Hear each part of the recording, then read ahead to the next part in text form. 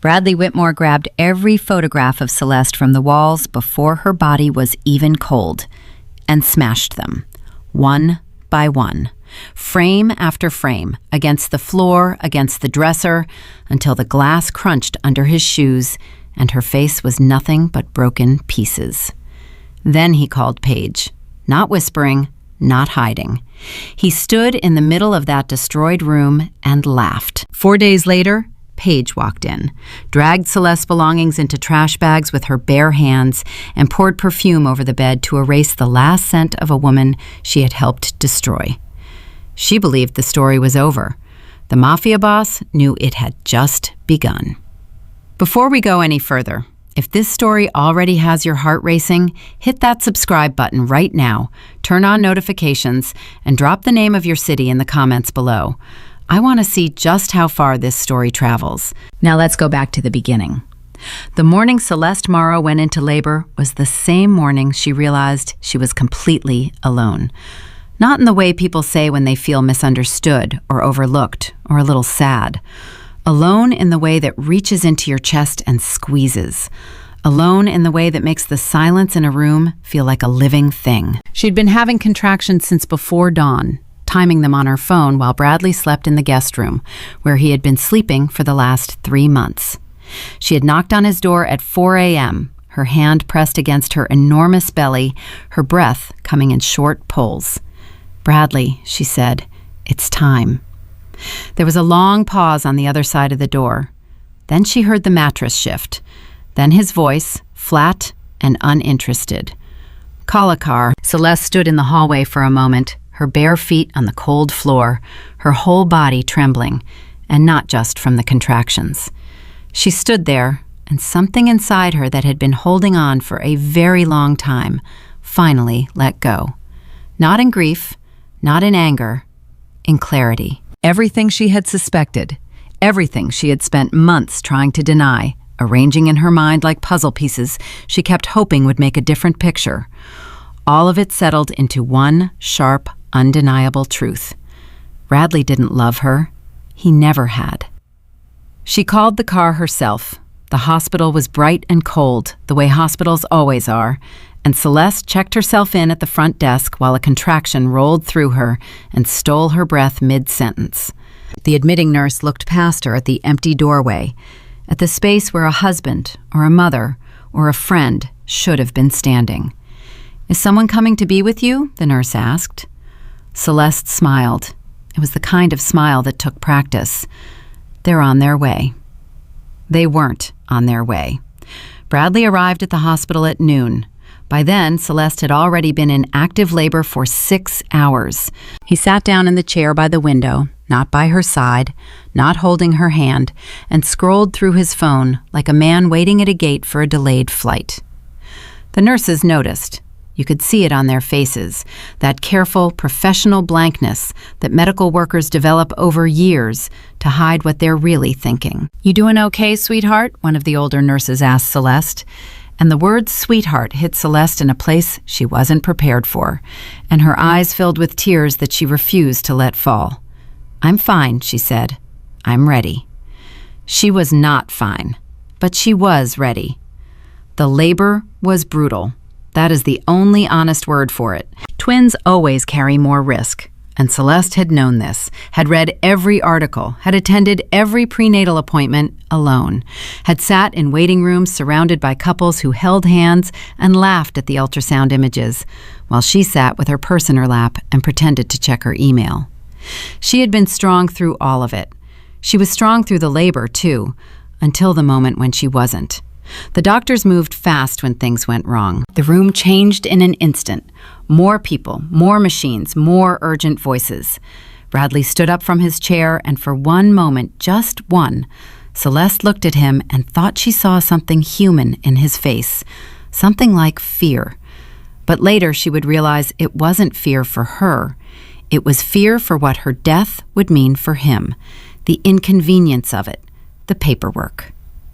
There are things that happen in a person's mind when the body is in crisis. Clarity is one of them. The kind of clarity that cuts through everything soft and comfortable and gets to the core. Celeste, In the chaos of that room, in the pain and the noise and the hands and the lights, felt her mind become suddenly, startlingly quiet. She thought about the USB drive. She had prepared it 3 weeks earlier, sitting at the kitchen table at 2 in the morning while Bradley was out. She knew where he went. She'd known for a long time. And she had been systematic and calm, the way she had learned to be calm about things that should have broken her. She had copied files, written notes, documented dates and amounts and names. She had done it the way a woman does something when she knows she may not be around to finish the job herself. She thought about the letter she had written, the one folded inside the lining of her winter coat, the one nobody would find unless they were looking. She thought about who she had called and what she had told them to do and when. And then she thought about her children, 2 small, unknown people who were coming into the world right now, in this room, fighting their way toward her. And she felt something so fierce and so tender that it was almost unbearable. Hold on, she told herself. You have to hold on. She didn't hold on. Or rather, she held on just long enough to hear them cry. 2 voices, separate and distinct, already individual, already themselves. She heard them, and she felt something pass through her that she could not name, something that was not peace exactly, but was close to it. The doctors worked on her for 23 minutes after that.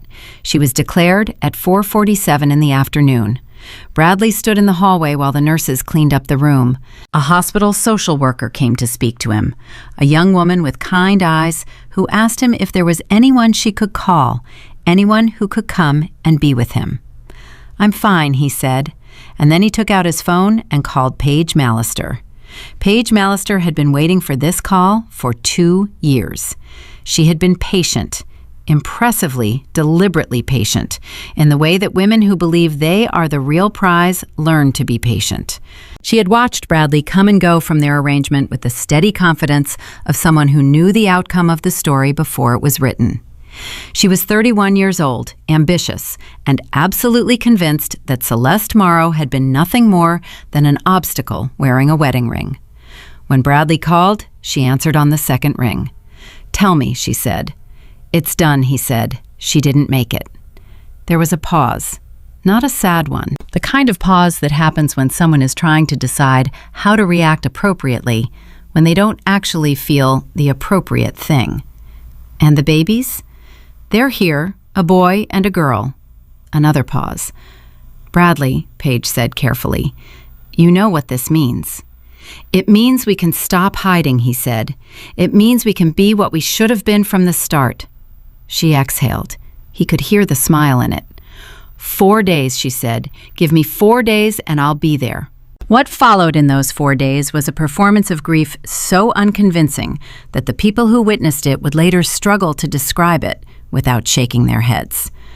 Bradley arranged the funeral with the efficiency of a man scheduling a business meeting. He chose the least expensive options without negotiating, signed what needed to be signed, and accepted condolences from Celeste's friends and family with a handshake and an expression that the grief counselor at the hospital would later describe, in her private notes, as notably absent.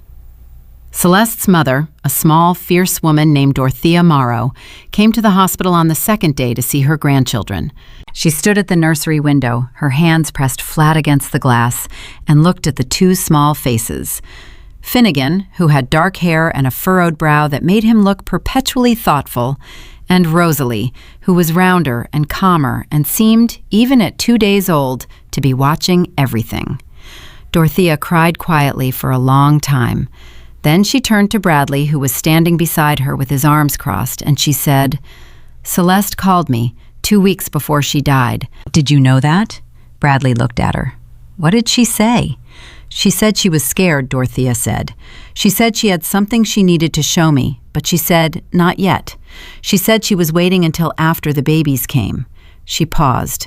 She said she had been preparing. Bradley's jaw tightened slightly. It was the only sign. She was emotional, he said. Pregnancy does that. Dorothea looked at him for a long moment. Her eyes were red from crying, but they were clear. Yes, she said quietly. I'm sure that's all it was. She did not believe him, and they both knew she did not believe him.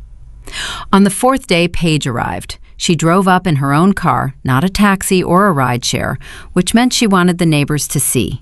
She had dressed carefully, not too celebratory, not too somber, something in between, a soft gray dress that said, "I am respectable and I belong here."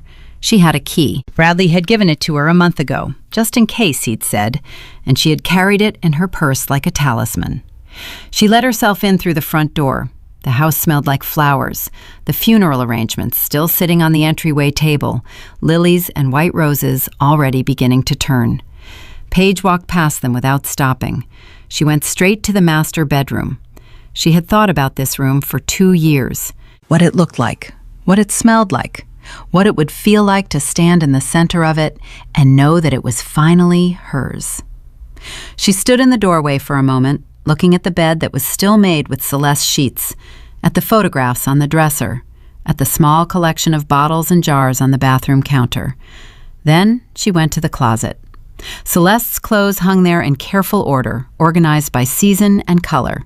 Paige looked at them the way you'd look at furniture left by a previous tenant. Not with cruelty exactly, but without sentiment. She pulled a garbage bag from the box under the sink and began taking things off hangers. She worked quickly and without ceremony. Dresses, blouses, a silk robe, a pair of heels still in their box. She was efficient. She reached the winter section at the back of the closet, heavier coats and wool things, items that hadn't been touched in months, and she pulled them from the rack in handfuls. She did not look at them closely. She did not notice the cream-colored winter coat that was heavier than it should have been. She did not notice the slight stiffness along the left side of the lining where something had been carefully, invisibly sewn inside. She tied the bag and dragged it to the hallway. Then she went back to the closet and made room for her own things. She believed she had won. While Paige was unpacking her suitcase in the master bedroom, 12 miles away, a woman named Vera Okafor was sitting in her office at the law firm of Okafor and Associates, reading an email that had arrived in her inbox at exactly 4:52 p.m. on the day Celeste Morrow died. The email was from Celeste. It had been scheduled, set up weeks in advance with a trigger mechanism that Celeste had arranged with a trusted friend, a fail-safe, she had called it.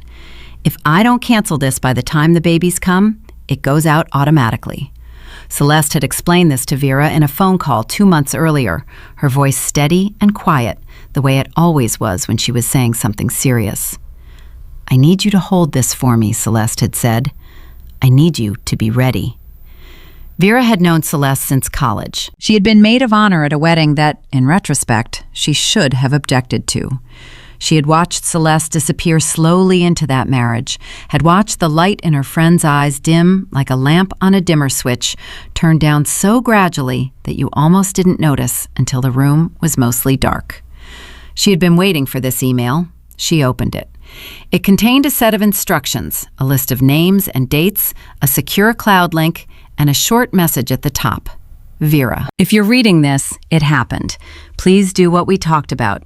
I trust you completely. I love you. C. Vera sat with the email for a long time. Then she picked up her phone and made the first of several calls. The first call was to a private investigator named Sumner, who had already been paid. The second call was to a family court specialist named Dr. Anita Reyes, who had also already been paid. The third call was to a number that Vera had stored in her phone under a name that was not a name, just a letter, T. The phone rang twice. A man's voice answered, deep, unhurried, the kind of voice that had no interest in small talk. "Is it time?" he said. "It's time," Vera said. There was a pause that felt deliberate, like the space before a chess move. "Tell me about the children," he said, and Vera did. The man on the other end of the phone listened without interrupting. When she finished, there was another pause. "They're healthy?" he asked. "Both of them," Vera said, "a boy and a girl." Another pause. "And she—" He stopped himself. Something in his voice changed. Not much, just enough. "Yes," Vera said quietly. He didn't say anything for a moment. Then, "I'll handle the rest." He hung up. Vera set the phone down and pressed her hand flat on the desk and breathed. She thought about Celeste, who had sat in this very office 2 months ago and walked her through every detail of this plan with a methodical calmness that had both impressed and broken Vera's heart. She thought about what Celeste had said at the end of that meeting when she was pulling on her coat and picking up her bag. "I know it seems like he's already won," Celeste had said, "but he doesn't know what I know. He doesn't know what I've done. He thinks he's been careful, but I've been more careful." She had paused at the door. "Bradley has always underestimated me," she said. "That is the only mistake I needed him to make." Vera had watched her leave and thought that she had never seen anyone look so sad and so powerful at the same time. At the hospital, the babies were in the NICU for observation, standard procedure for twins born under complicated circumstances.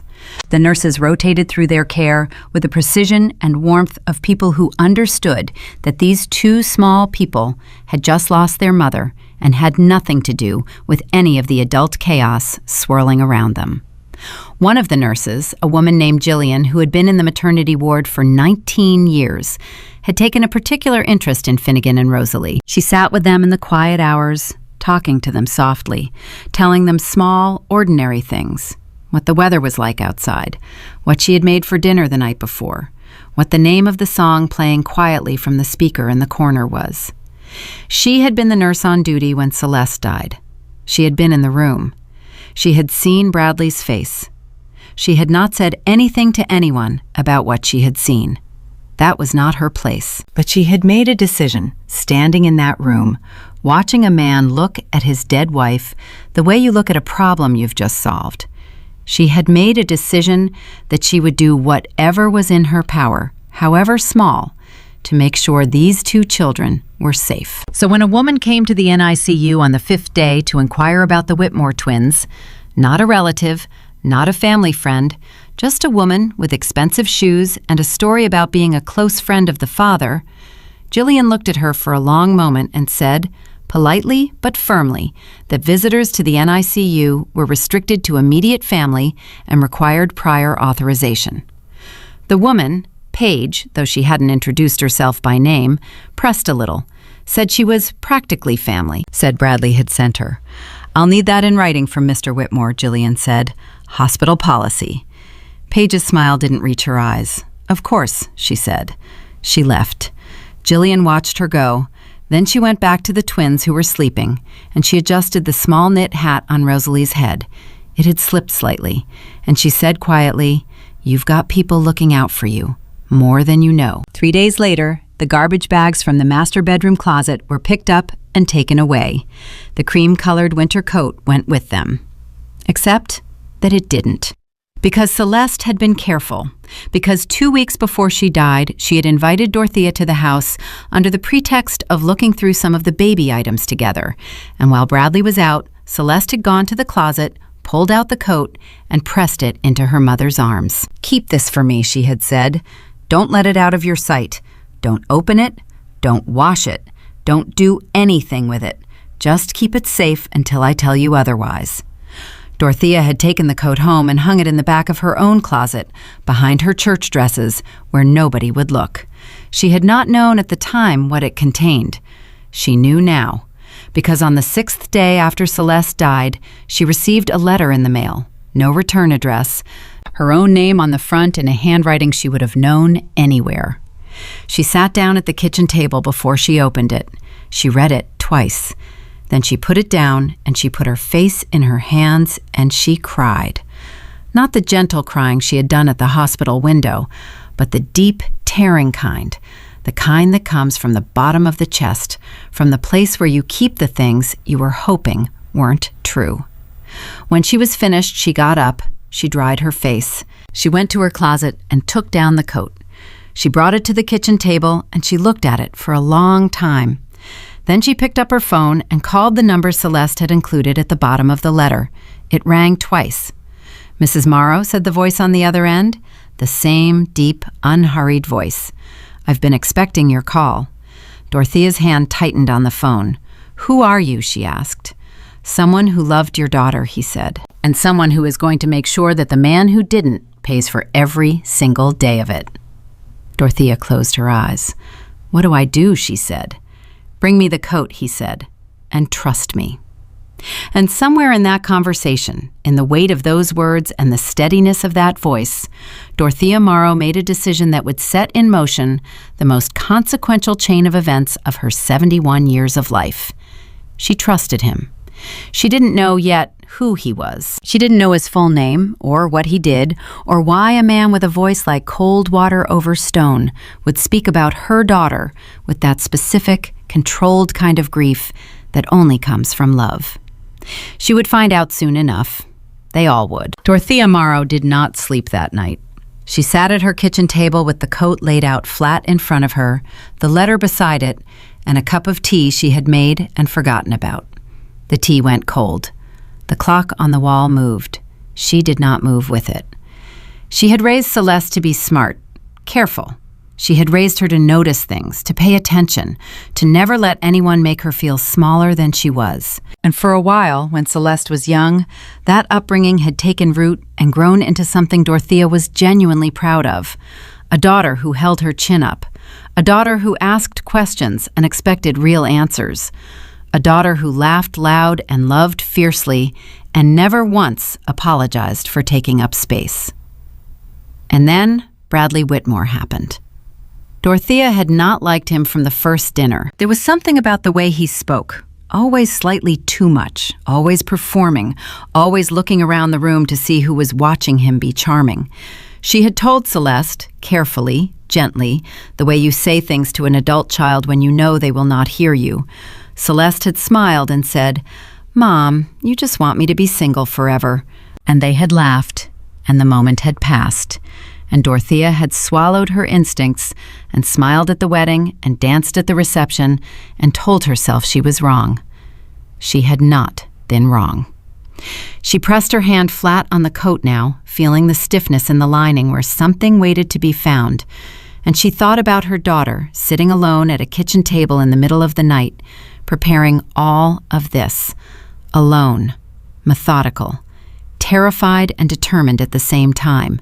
She thought about Celeste doing this, and she had to press her other hand over her mouth to keep from making a sound that once started, she was not sure she could stop. She had told the man on the phone she would bring him the coat in the morning. She would be there at dawn. At 6:45 in the morning, Dorothea pulled up to an address she had been given, a building she did not recognize and a part of the city she had driven through but never stopped in. It was not a threatening building. That was almost the strange part. It looked like an office, clean glass front, a doorman, flower boxes in the windows, nothing that would tell you anything. The man who met her in the lobby was not the voice from the phone. He was young, quiet, and moved like someone who had been trained to be invisible in a room. He took the coat from Dorothea without speaking. She almost didn't let go. "Is he here?" she asked. "He's expecting you," the young man said. She was taken up in an elevator to a floor she didn't catch and led down a hallway to a room that was all warm wood and silence. And then she saw him. Taryn Kane was not what she had pictured. She had pictured something louder somehow, something harder to look at. The word Mafia had a specific image attached to it in most people's minds, built from movies and news stories and secondhand fear. But the man who stood when she entered the room was simply still. Tall, broad-shouldered, somewhere in his late 30s, with dark eyes that looked at her the way water looks at things it's about to go around. Not aggressive, not warm exactly, but present in a way that very few people are. "Mrs. Morrow," he said. "You knew my daughter," she said. Not a question.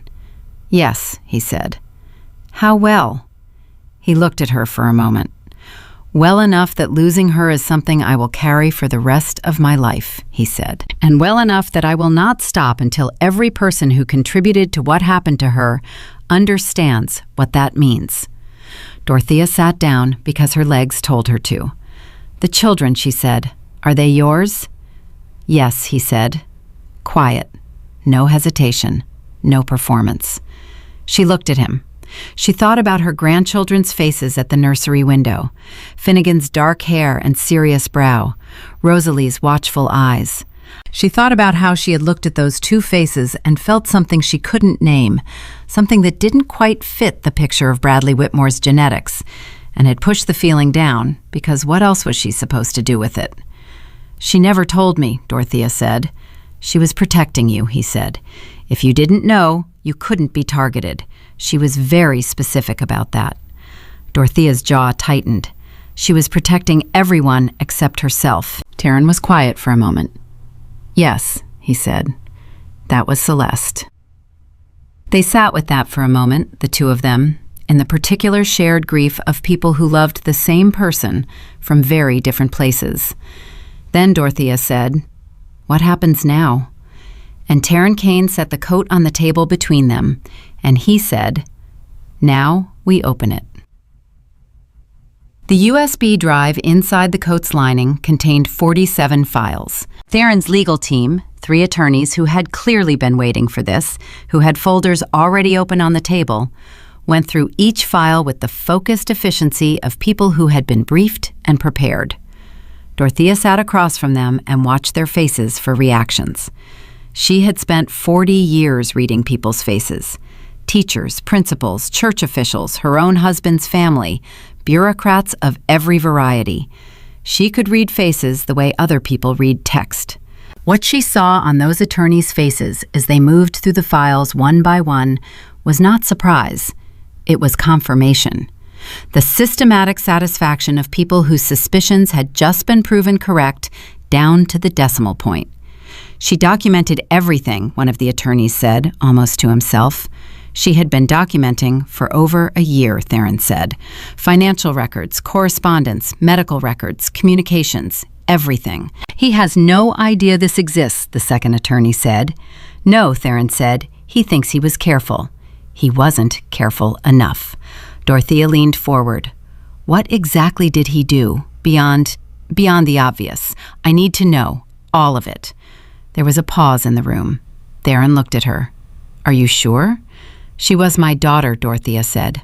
"I am sure." He nodded to the attorney on his left, who opened the first file. What followed was 20 minutes that Dorothea would never be able to fully describe to anyone who wasn't in that room. 20 minutes of listening to the documented, evidenced, meticulously recorded history of everything Bradley Whitmore had done during 3 years of marriage to her daughter. The financial manipulation, accounts drained, a small inheritance from Dorothea's late husband, funneled away so gradually and cleverly that Celeste hadn't caught it for 8 months. The isolation, friends discouraged, family visits made uncomfortable, phone calls monitored. The medical pressure, documented conversations in which Bradley had told Celeste her anxiety was an overreaction, her instincts were hormones, her fear was weakness.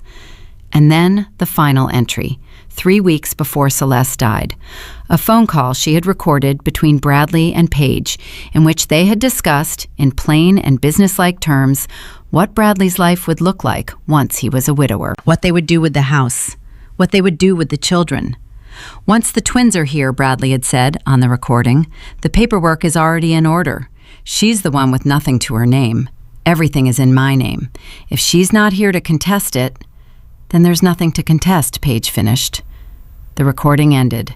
The room was completely silent. Dorothea's hands were folded on the table. She was not shaking. She had moved past shaking into something beyond it, something colder and more composed. "He expected her to die," she said. It was not a question.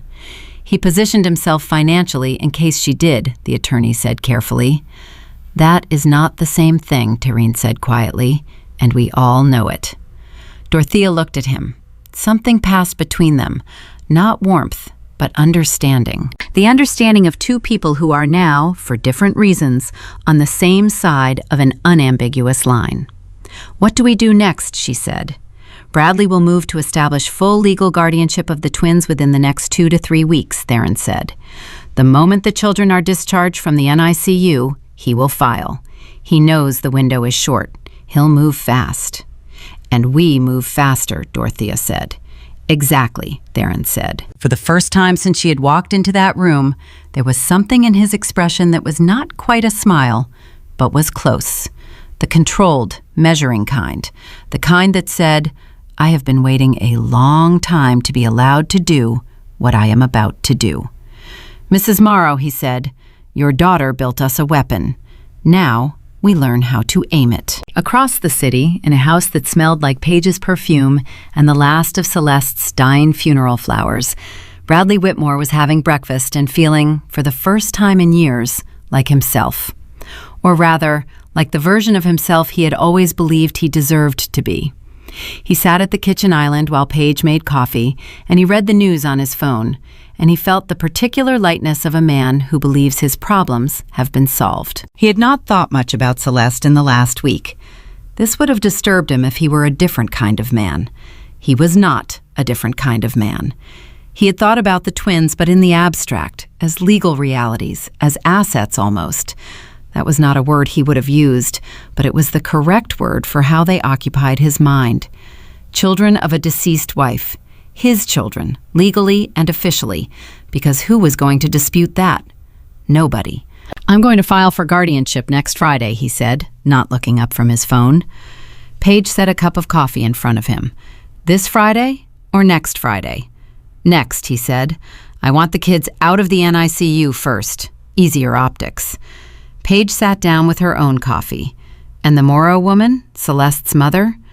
Bradley finally looked up. "What about her?" "She's been calling the hospital, asking about visitation."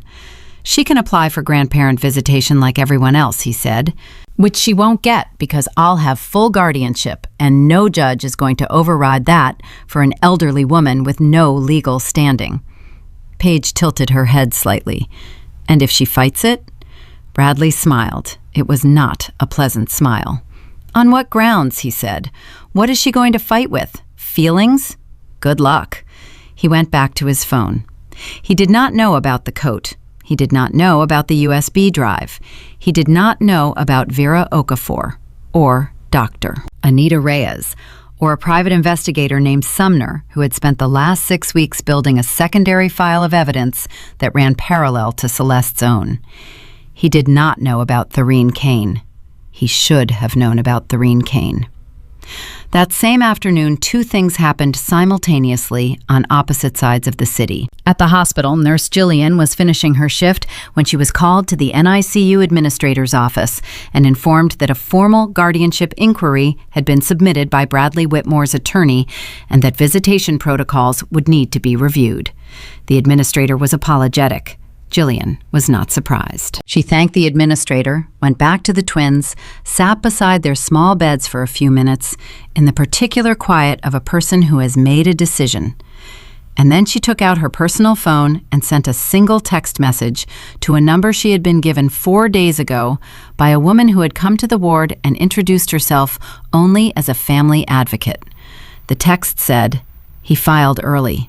They're moving the timeline." 2 miles away, in Vera Okafor's office, that message, forwarded through a chain that ended on Taryn Kane's phone. He read it. He made one call. Within 40 minutes, Celeste's legal team had filed a counter-motion that Bradley's attorney would not discover until the following morning. A motion that cited the USB evidence, named both Vera Okafor and Dr. Anita Reyes as expert witnesses, and formally contested Bradley Whitmore's right to legal guardianship on the basis of documented financial manipulation, emotional coercion, and fraudulent misrepresentation of the nature of the marital relationship. Bradley's attorney called him at 9:15 that night. "We have a problem," the attorney said. Bradley was already in bed, Paige asleep beside him. He took the call in the hallway. "What kind of problem?" "Someone filed against you. Today." "They've got documentation, Bradley. A lot of it." Bradley's voice went flat. "What documentation?" "Financial records, recordings." A pause. "There's a recording of you and a woman discussing, and I need you to be honest with me right now, discussing your wife's potential death as a favorable outcome." The silence that followed was the kind that has a shape.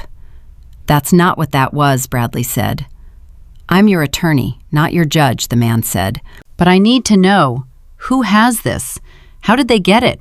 Because this didn't come from nowhere."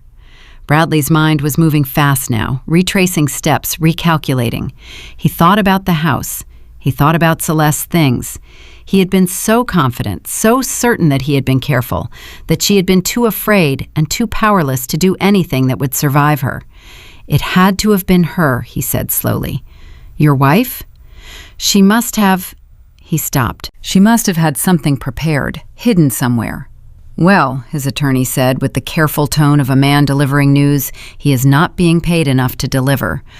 Whatever it was, someone found it, and we are now in a significantly more complicated position than we were this morning. Bradley hung up and stood in the hallway of the house that he had believed was entirely his, surrounded by the silence that was supposed to feel like victory.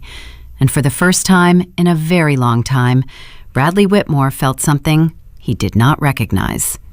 He felt afraid. He did not sleep that night. Paige found him in the kitchen at 3 a.m.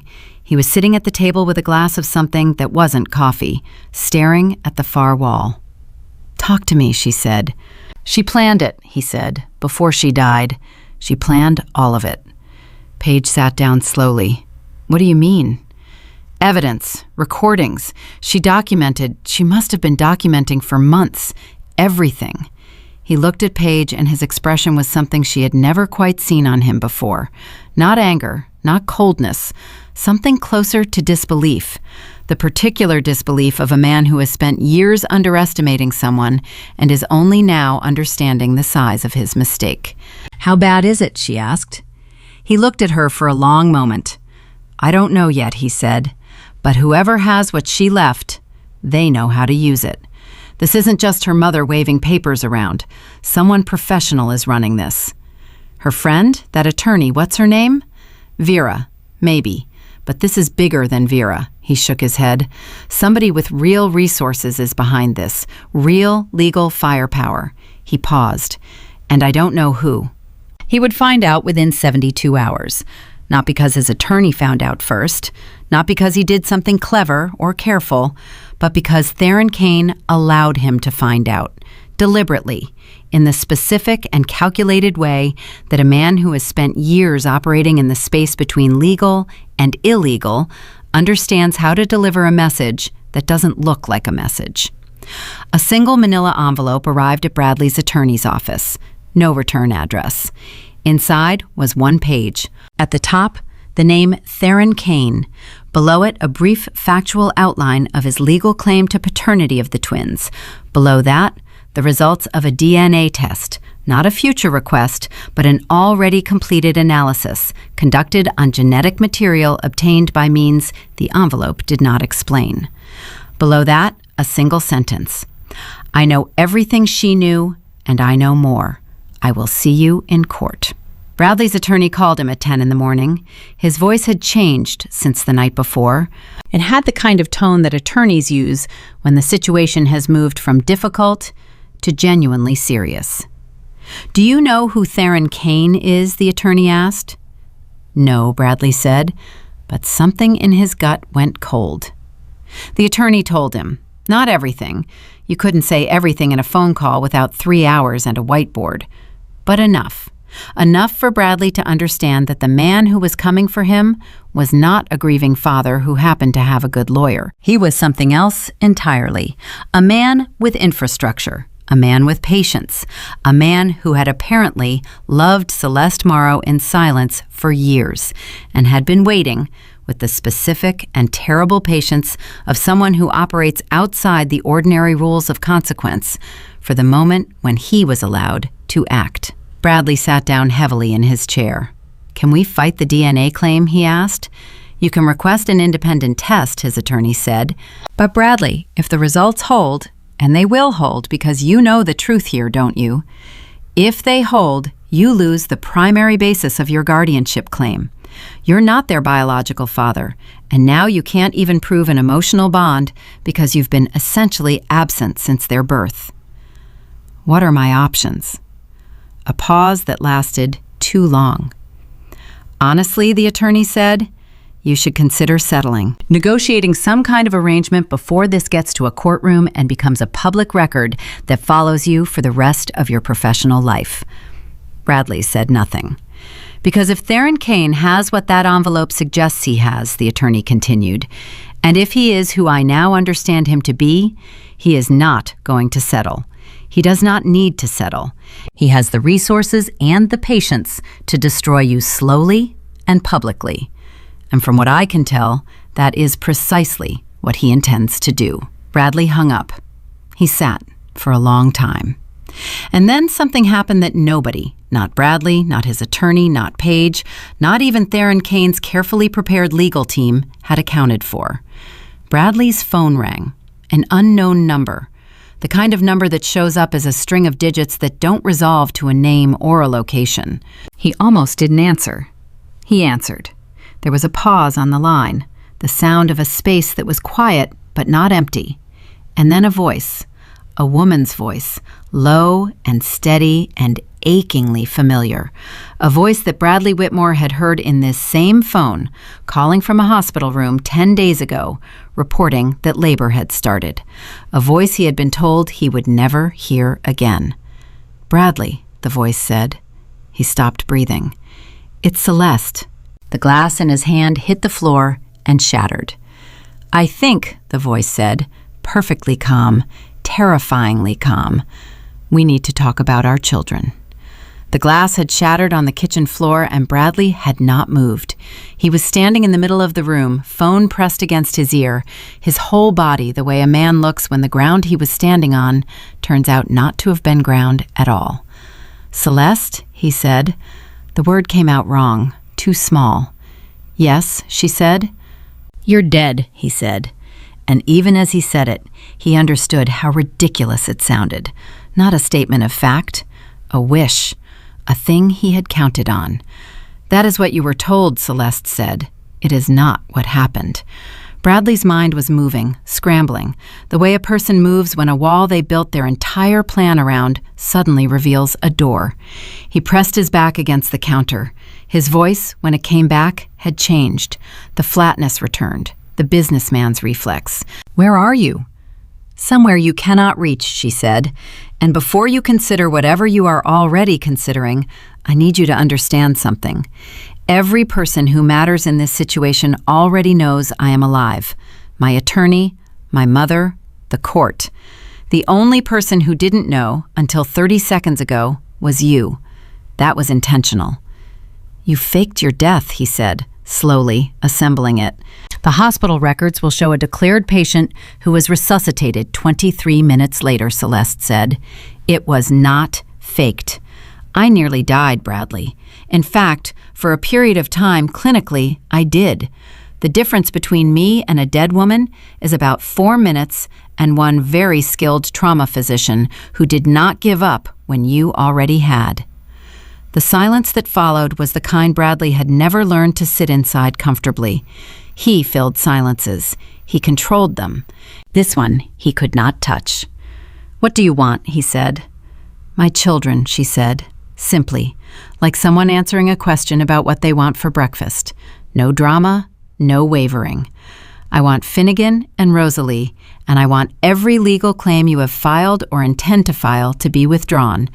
And I want you out of that house within 30 days. He almost laughed, the reflex of a man who defaults to contempt when he's frightened. "You have no legal standing. You abandoned—" "I was declared," she said. "You cannot abandon what you are not alive to do, and I was not gone long enough for any legal presumption of death to attach. My attorney has already filed the relevant documentation. The court is aware. By tomorrow morning, your guardianship petition will be formally contested by a living biological mother, supported by a DNA-confirmed biological father, with 57 pages of documented evidence of your conduct during this marriage." She paused.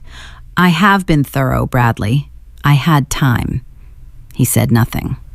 "I also want you to know," she said, and here her voice changed in a way that was almost imperceptible, a slight deepening, a slight slowing, the way a voice changes when it is saying the thing it has been holding for a very long time, "that I am not doing this out of anger. I am doing this because those children deserve better than what you would have given them. They deserve better than what you gave me, and I intend to make sure they have it." The call ended. Bradley stood in the kitchen for 60 seconds without moving. Then he walked to the living room doorway where Paige had appeared, drawn by the sound of the glass breaking, her eyes going immediately to the shards on the floor and then to his face. "Who was that?" she asked. He looked at her. "Celeste," he said. Paige stared at him. "That's not funny." "No," he said, "it isn't." The look on her face then, the sequence of it, the way her expression moved from disbelief to understanding to something close to terror, was the first genuinely honest thing Bradley had seen on Paige Mallister's face in 2 years. Across the city, at the same moment that glass was hitting Bradley's kitchen floor, Celeste Morrow was sitting in a room she had been in for the past 9 days, setting down the prepaid phone she had used for one specific call, and looking at the wall with an expression that the woman sitting beside her could not immediately categorize. Vera Okafor, who had known Celeste for 15 years and had learned to read her the way you learn to read weather, leaned forward in her chair. "How do you feel?" Vera asked. Celeste was quiet for a moment. "Strange," she said. "I thought I would feel more. Satisfaction, maybe, or fear. But it mostly just feels like finishing a sentence I started a long time ago." "That's healthy," Vera said, "I think. I'm a lawyer, not a therapist." Celeste almost smiled. Almost. "Did the court confirm receipt?" "This morning. Theron's team submitted everything simultaneously, which was the plan. By the time Bradley's attorney opens his email tomorrow, he will have 6 separate filings waiting for him from 3 different directions." Vera paused. "He is going to have a very bad morning." "Good," Celeste said. Then she asked the question she had been holding since she woke up. The question she asked every morning, first thing, before anything else. "The babies, how are they today?" Vera's face softened. "Jillian sent a report at 6. Finnegan gained another ounce. Rosalie is breathing completely on her own now. No assistance. She's been awake for longer stretches. The nurses say she looks at everything." Celeste closed her eyes for exactly 3 seconds, opened them. "I need to see them," she said. "I know," Vera said, "and you will. 3 more days, Celeste. The court appearance is in 3 days. Once the living status is formally confirmed on record and the emergency custody order is issued, you can walk into that hospital as their mother with every legal protection in place, and nobody can remove you." 3 days, Celeste repeated. 3 days, Vera said firmly. "You have waited this long. 3 more days keeps them safe, and it keeps you safe. If you surface before the legal order is in place, Bradley can attempt to have you detained, questioned, delay everything in the chaos of it. We do this right." Celeste knew Vera was right. She had known it when they planned it. She knew it now. Knowing it did not make the distance from her children any smaller or any less physical. It sat in her chest like something with weight. "Tell Jillian she's the reason I can survive 3 more days," Celeste said. Vera wrote the message and sent it. Bradley spent the next 48 hours doing what Bradley Whitmore had always done when cornered. He moved aggressively in every direction at once and hoped the noise covered the weakness. He called his attorney 4 times before 9 in the morning. He called 2 other attorneys. He had 3 conversations with people who had connections to people and who spoke carefully about options that were not quite legal and were never stated directly. He pushed every door he had. Some of them were still open. Most were not. Because Theron Kane had gotten there first. This was something Bradley would only understand gradually over those 48 hours, and the understanding of it was almost worse than the original discovery. Theron had not simply responded to Bradley's actions. He had anticipated them. He had positioned people and resources at the specific pressure points that Bradley would reach for, well before Bradley reached for them. The attorney Bradley called for a second opinion had received a call the previous day from Theron's legal team. Not threatening, just informational, a professional courtesy, the kind that communicates very clearly where the lines are without ever saying so directly. Bradley tried to access the joint account, the one that had Celeste's name still technically on it, and found it frozen by court order. He called a contact at the hospital to inquire about the twins' status and was told professionally and firmly that the children were under a protective administrative hold pending a custody determination and that no information would be released to any party without a court order. He slammed the phone down hard enough that Paige flinched from across the room. "Stop," she said. He looked at her. "You are making it worse," she said. "Every call you make, every account you touch, every person you contact, they are watching all of it. They are logging all of it. You are building their case for them while you're trying to fight it." She crossed her arms. "Sit down. Think. Stop reacting." He stared at her, and for just a moment the look on his face was not the look she was used to seeing. It was not confident or calculated or dismissive. It was the look of a man who has realized, in real time, that the woman standing in front of him is actually smarter than he has been treating her, and that the irony of this moment could not be any more complete. He sat down. "If Celeste is alive," Paige said slowly, working through it with the precision of someone who has just realized the game board is entirely different than she thought, "then every assumption we made is wrong. She has legal standing. She has the evidence. She has a biological father with resources who is clearly organized and several steps ahead of you." She paused. "The question is not how you fight this. The question is whether fighting makes it better or worse." "You're saying surrender," he said. "I'm saying calculate," she said. "Because you going into a courtroom against a living wife, a DNA-confirmed father with what I am now understanding are significant connections, and 57 pages of documented evidence is not a fight. It is a public execution." She looked at him steadily. "What do you actually want out of this, Bradley? Be honest with yourself for 1 minute." He was quiet. "The house," she said. "The money? The children you never wanted in the first place? Or do you want to walk away from this with your career and your reputation and your freedom still intact?" He did not answer, but something behind his eyes shifted. 2 days before the court appearance, Theron Kane came to see Celeste. She heard him in the hallway first, the distinctive quality of his footsteps, unhurried even, not the walk of someone who was arriving, but of someone who was returning to a place they considered theirs. She had always been able to identify him by sound. In another life, that small fact would have made her smile. He came in and looked at her for a moment before saying anything, the way he always looked at her when they had been apart for a period of time, like a person verifying that something important was still true. "You look better than I expected," he said. "You expected worse?" she asked. "You nearly died 11 days ago," he said. "Nearly," she said. He sat down across from her, and the room changed the way it always did when Theron Kane settled into a space.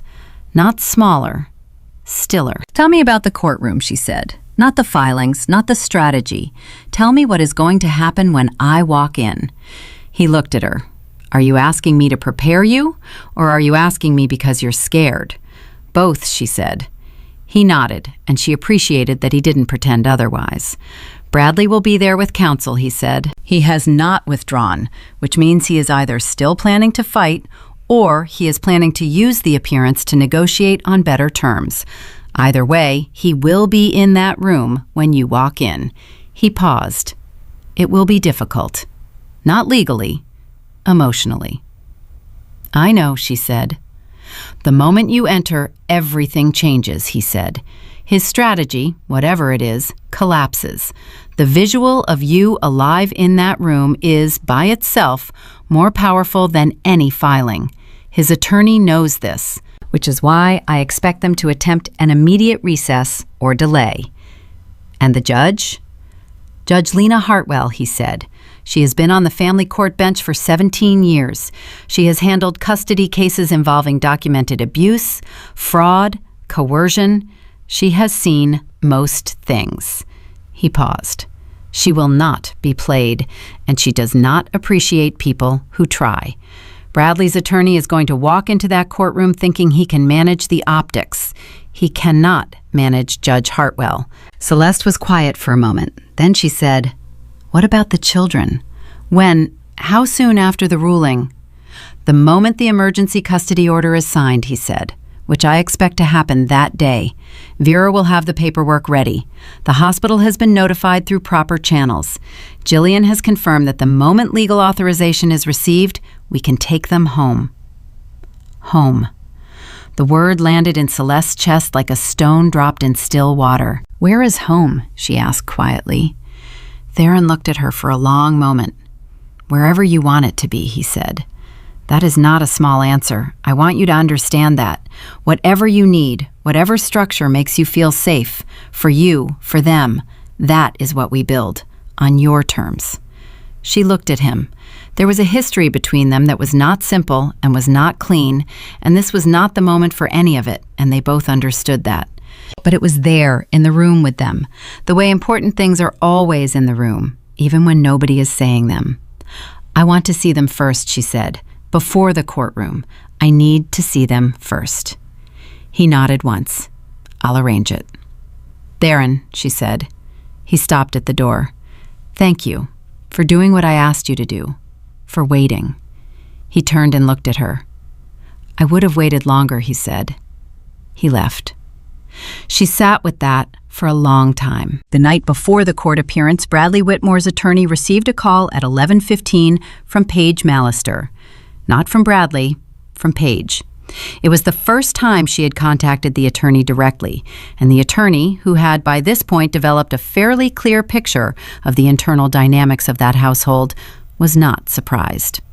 He won't do it himself, Paige said, so I'm asking, what are the options if we want to avoid the courtroom? The attorney told her. They spoke for 22 minutes.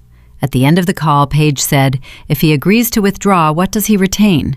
Possibly nothing, the attorney said. Maybe his professional record if it doesn't reach the media. Maybe a negotiated financial settlement if the other side is inclined toward generosity, which I have no reason to believe they are. What if he provides something, she said, something they don't already have, something useful? The attorney paused. What kind of something? Information, Paige said, about the financial structure he put in place, the accounts, the transfers, all of it. Fully documented, voluntarily provided, no legal fight. The attorney was quiet for a moment. You're talking about him cooperating, the attorney said. I'm talking about him surviving, Paige said, which is more than I am currently convinced he will do otherwise. The attorney told her he would pass the offer through proper channels. He made the call at 11:45. Vera Okafor, who was still awake at her desk because she had not slept in 2 days, received the message, read it, and then picked up the phone and called Theron. They're blinking, she said. I expected them to blink last night, he said. He held out longer than I gave him credit for. What do we do with it? Nothing, Theron said. We let them offer it in court, on record, in front of Judge Hartwell. We don't negotiate in private. We don't give him the quiet exit. Whatever he has to say, he says it where it becomes part of the permanent record. Vera exhaled slowly. That's harder on Celeste, she said, in the room. I know, he said. She knows too. I spoke with her tonight. She wants it this way. She wants it on record. A pause. She said she spent 3 years being quiet about things that should have been said out loud. She is done being quiet. Vera set the phone down and looked at her desk and thought about the girl she had met in a college campus coffee shop 20 years ago, who had been wearing paint-stained jeans and arguing passionately about something she no longer remembered to a table full of people who were laughing because she was right and funny and completely alive. She thought about that girl, and she thought about the woman who had sat in her office 2 months ago and built a legal arsenal from the ruins of her marriage with the calm efficiency of someone who was choosing to survive rather than be destroyed. Same person, all the way through. She allowed herself 1 minute to feel all of that. Then she closed the files, organized the documents for morning, and got ready to go to court. At 6:17 in the morning, before anyone else arrived at the hospital, Theron's car pulled up to the side entrance. He had arranged everything with the overnight supervisor, who had been briefed, who had discreetly ensured that the route from the entrance to the NICU would be clear. Celeste walked those halls on her own 2 feet, slowly, with one hand touching the wall for steadiness, not because she needed it physically, but because she needed something solid under her palm to confirm this was real. She had been awake since 3. She had not eaten. She had been rehearsing nothing, because there was nothing to rehearse for this. She stopped at the window first, the same window where her mother had stood 11 days ago, and pressed her hands against the glass. Celeste pressed her hands against the glass. Finnegan was on his back, arms thrown wide in the absolute surrender of infant sleep. His dark hair and soft curls, his brow furrowed in the way that had apparently been consistent since birth, that permanent look of deep consideration. He was exactly what she had imagined, and nothing like it at all, because photographs and imaginings do not have weight or warmth or the particular quality of realness that living people have. Rosalie was awake. She was on her side, facing the window, her dark eyes open and moving slowly over the middle distance. And then, in the way that is impossible to explain, and that every parent who has experienced it will immediately recognize, those eyes moved, and they found Celeste's face through the glass, and they stopped moving. They just looked at each other, mother and daughter, a pane of glass between them, in a hallway that smelled like antiseptic and recycled air, at 6:20 in the morning. Celeste pressed both palms harder against the glass. "I'm here," she whispered. "I'm here. I came back for you." Rosalie's eyes stayed on her face. Nurse Jillian appeared at Celeste's elbow, quietly, the way she did everything. She didn't say anything for a moment. Then she said, "She does that. She looks for something. She's been doing it since day 2. The other nurses thought she was just tracking light." She paused. "I thought she was looking for you." Celeste could not speak. "You want to go in?" Jillian asked. Celeste nodded. And for 14 minutes, before the world resumed and the court date came and everything that was going to happen began to happen, Celeste Morrow sat between the 2 small beds, with one hand wrapped around Finnegan's fist and one hand resting near Rosalie's face. And she said nothing, because there were no words large enough. And the 3 of them simply existed in the same room for the first time since the room had been a delivery suite, and everything had almost ended instead of begin. At 9:15, Vera Okafor texted, "It's time. We need to leave in 20 minutes. At 9:16, Celeste kissed each of her children on the forehead. At 9:17, she straightened up, smoothed her jacket, and turned toward the door. The woman who walked out of that hospital and got into the waiting car was not the woman who had called a car service alone from a quiet hallway at 4 in the morning 11 days ago. She was not the woman who had knocked on a closed door and been told to handle it herself. She was not the woman who had sat in waiting rooms alone, or swallowed her instincts, or performed fine for an audience that didn't deserve the performance.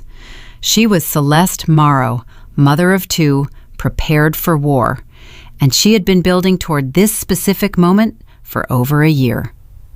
The car pulled away from the curb. The courthouse was 20 minutes away. Bradley Whitmore's car was already in the parking structure when they arrived. Bradley's car was already in the parking structure, and that detail registered in Celeste's body before her mind had fully processed it. She felt it in her hands, which had been steady all morning, and were still steady now, but with the particular, deliberate steadiness of someone who has chosen calm, rather than arrived at it naturally. Vera was beside her in the back seat. Theron was in the car ahead. His team had traveled separately, deliberately, because arriving together in a visible convoy was a statement. And every detail today was a statement. And Theron Kane understood the language of statements the way most people understand their native tongue. He came, Celeste said. Not surprised, not afraid, just noting it. His attorney advised him to, Vera said. Showing up is better than not showing up. It's the only move he has left that still looks like he's a person operating in good faith. He is not a person operating in good faith, Celeste said. No, Vera agreed, But he is a person who has been told what happens to him if he makes Judge Hartwell angry, and that is working in our favor this morning. They got out of the car. The courthouse had the quality of all courthouses, a kind of institutional weight, the stone and the height and the formality of the architecture, doing the work of reminding everyone who entered that the things that happened inside these walls were supposed to matter. Celeste had been here once before, 3 years ago, to finalize the paperwork for a real estate transfer, something bureaucratic and unmemorable. She had worn different shoes that day. She had been a different version of herself. She walked through the front doors and the security check with her chin level and her breathing even, and she did not look for Bradley, though she could feel, with the specific animal alertness of a person who has spent years learning to track a threat, that he was somewhere in this building. Vera had the files. Theron's attorneys had their portion. Dr. Anita Reyes, the family court specialist, was already waiting by the courtroom entrance, a compact woman in her 50s who communicated competence through posture and economy of movement. She nodded at Celeste when she approached. "How are you feeling?" Dr. Reyes asked. "Ready," Celeste said. "Good," said Dr. Reyes, "because they filed a motion this morning to delay on medical grounds. They're arguing you're not physically well enough to participate in proceedings." Celeste stared at her. "They're arguing I'm too fragile." "It was submitted at 8:40, Dr. Reyes said. Judge Hartwell received it and denied it at 9:03. 23 minutes. She didn't even wait for a full briefing period." Vera made a sound beside Celeste that was not quite a laugh. 23 minutes, she said. "That is a message." It was a message. And Bradley's attorney, a man named Gerald Foss, who had been in family court for 21 years and who had spent the last 72 hours understanding exactly what he had walked into, received that message at 9:04 and felt the last door he had been hoping might open close firmly in his face. He was standing with Bradley in the hallway outside the courtroom when his phone notified him of the denial. He showed it to Bradley without comment. Bradley read it. His jaw moved, but nothing came out. Paige was not there. She had made that decision herself, sometime in the night, after the phone call with Gerald Foss.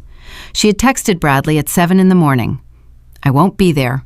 I think my being there makes it worse for you." He had not responded. She sat at the house that was not her house and drank coffee and waited, and whatever she felt in that waiting, relief or fear, or the first quiet recognition that she had bet everything on the wrong person, she kept to herself. At 9:45, the courtroom doors opened. Bradley Whitmore walked in first, with Gerald Foss at his elbow.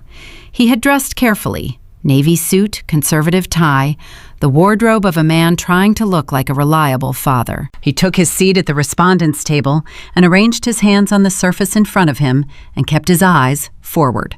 He had decided, sometime in the last 24 hours, that composure was his only remaining asset. He was going to be composed. He was going to be reasonable. He was going to be the kind of man who accepts difficult news with dignity. He had rehearsed this. He was not prepared for what happened next. The doors opened again, and Celeste Morrow walked into the courtroom. There are moments that change the temperature of a room without anyone touching the thermostat. This was one of them. She walked in with Vera on her left and Dr. Reyes on her right, and she walked like a woman who had made a decision so complete and so final that there was nothing left in her to hesitate. She was thinner than she had been before the birth. There were shadows under her eyes that no amount of sleep would fully erase for weeks. Her hands were still. Bradley turned his head when she entered. He had prepared himself for this. He had told himself he was prepared for this. He was not prepared for this, because the Celeste who walked through those courtroom doors was not the Celeste who had knocked on his guest room door at 4 in the morning and been told to call a car. She was not the woman who had sat in waiting rooms alone or performed fine for audiences. She was not diminished. She was not broken. She was not what he had spent 3 years trying to make her. She was herself, completely, unambiguously, undeniably herself. and she looked at him with eyes that were clear and direct and held not a trace of the fear that had always been the thing he counted on. He looked away first. Gerald Foss noticed. He kept his face neutral with the practiced discipline of a trial attorney, but he filed the moment away because in a custody hearing, a moment like that means everything. Judge Lena Hartwell entered at 9:57, and the room rose. She was a woman in her early 60s, silver-haired, with the bearing of someone who had listened to too many lies to have any patience left for them. She sat, reviewed her papers for 30 seconds without speaking, and then looked up. "This is the matter of guardianship and custody of Finnegan Whitmore and Rosalie Whitmore," she said. "Before we proceed, I want to acknowledge the unusual circumstances that bring us here today, including the confirmed living status of the children's mother, Celeste Morrow, whose presence in this courtroom resolves the foundational assumption on which the original petition was filed." She looked at Gerald Foss. "Mr. Foss, your client filed for sole guardianship of twins on the basis that their mother was deceased. She is, as you can see, not deceased. Does your client wish to revise his position?" Gerald Foss rose. "Your Honor, Mr. Whitmore maintains his position as the—" "Let me stop you there," Judge Hartwell said, not unkindly, but without any softness. "Is your client claiming biological paternity?" A pause. "He is claiming established parental rights as the named father on the birth certificates and as the party who has—" "Mr. Foss," Judge Hartwell said, "I have a DNA submission in my file from a third party claiming biological paternity, and I have a counter-submission from your client's previous filing in which he does not address the DNA claim directly. I am going to ask you one more time, plainly. Is your client prepared to assert biological paternity under oath today in this proceeding?" The silence that followed lasted approximately 4 seconds. 4 seconds does not sound like a long time. In a courtroom with a judge waiting, it is an eternity. Gerald Foss said, quietly, "We are requesting a brief recess to consult." Judge Hartwell looked at him for a moment that conveyed, without any words at all, exactly what she thought of that request. Then she said, 10 minutes, Mr. Foss, not because you've earned it, but because I want this record to be absolutely clean." She stepped back. The room shifted. Bradley leaned toward his attorney and they spoke in rapid, low voices, and from across the room Celeste watched them and felt something she had not expected to feel. Not satisfaction, not cruelty, something quieter and more complicated, something like witnessing. Vera leaned to her ear. "He's going to fold on the paternity claim," she said softly. "Foss knows what the DNA test shows. He's not going to let his client commit perjury." "And then," Celeste said, "then Theron's team submits the paternity confirmation, and your team submits the documentation, and we ask for the emergency custody order." Celeste nodded. Then the doors in the back of the courtroom opened, and Theron Kane walked in. He had timed it. Of course he had timed it. That was who he was, a man who understood that the moment of arrival was itself a form of language. He came in with 2 of his attorneys, and he walked to the third table in the courtroom, the one that had been set up for the intervenor claim, and he sat down. He did not look at Celeste. Not yet.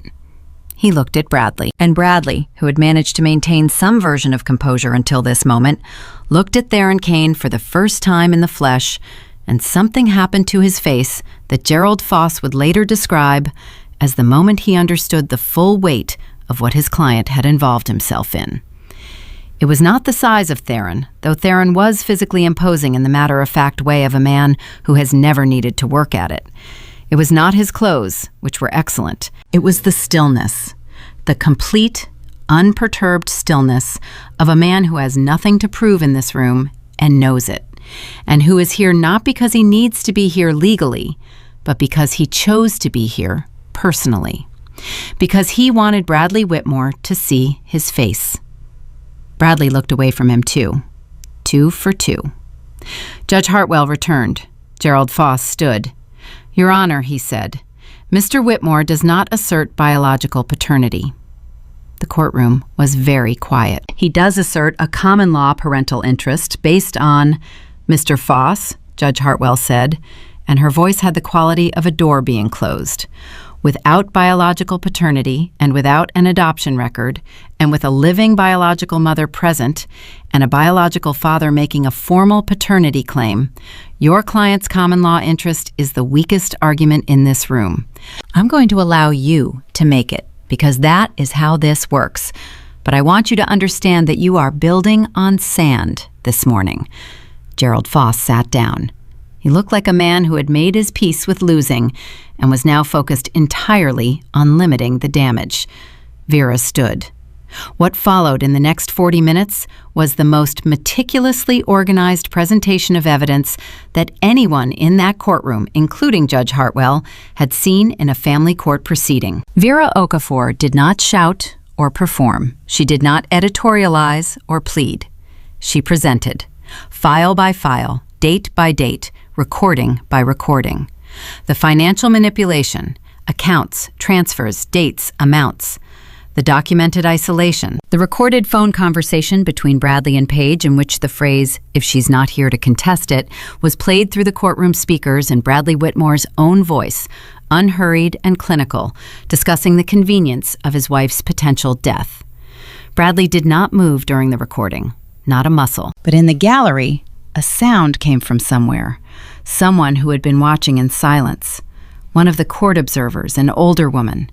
And the sound she made was small and involuntary and somehow the loudest thing in the room. When the recording ended, Judge Hartwell sat for a moment, looking at the papers in front of her. Then she looked at Bradley.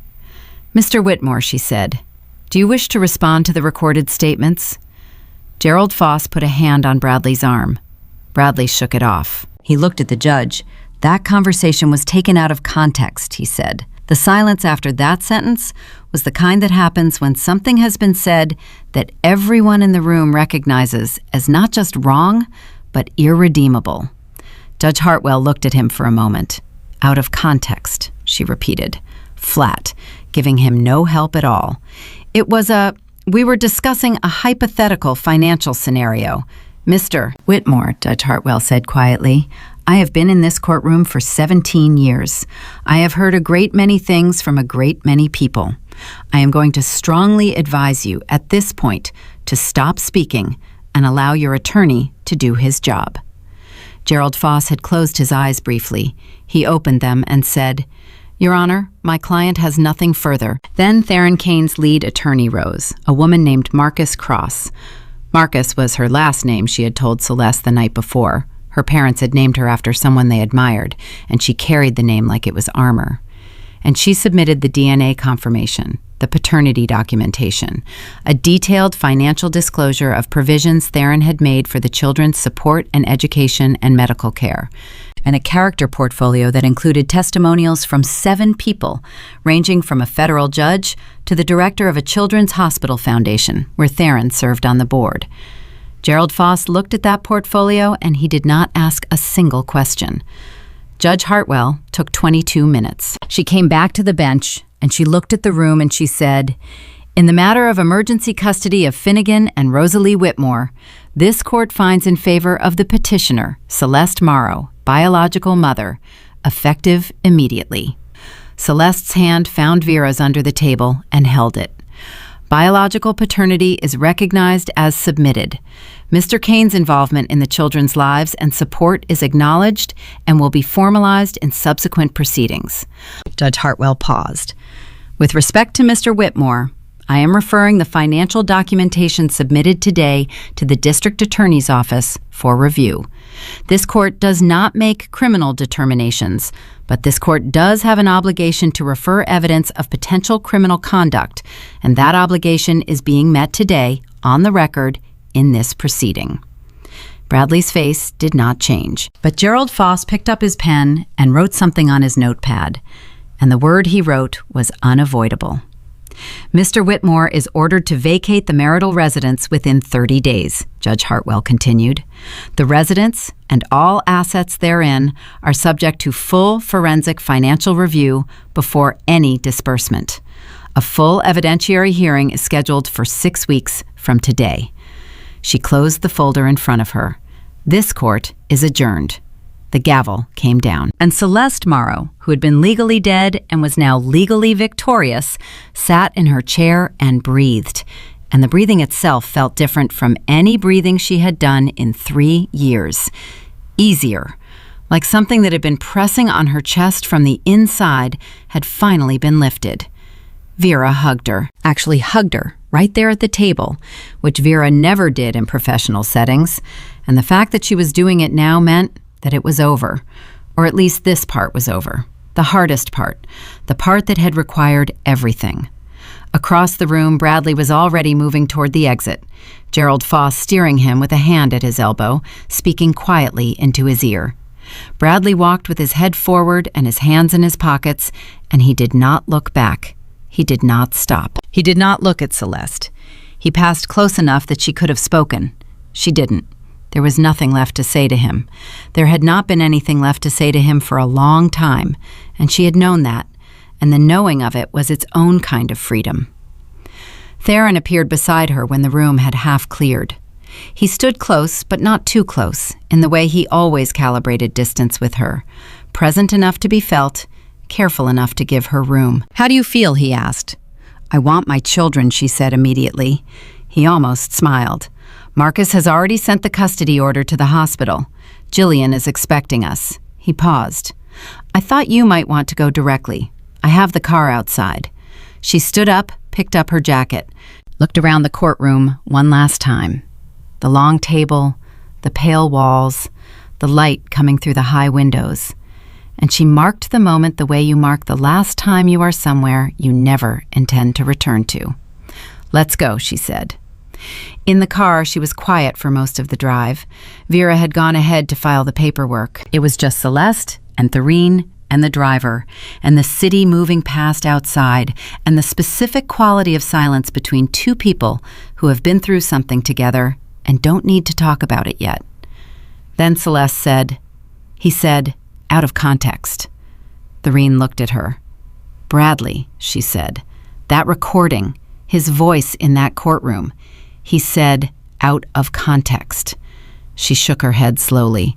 3 years. 3 years of telling me I was too sensitive, too emotional, too reactive, that I was misunderstanding things, misreading things, that the things I knew were happening were not happening.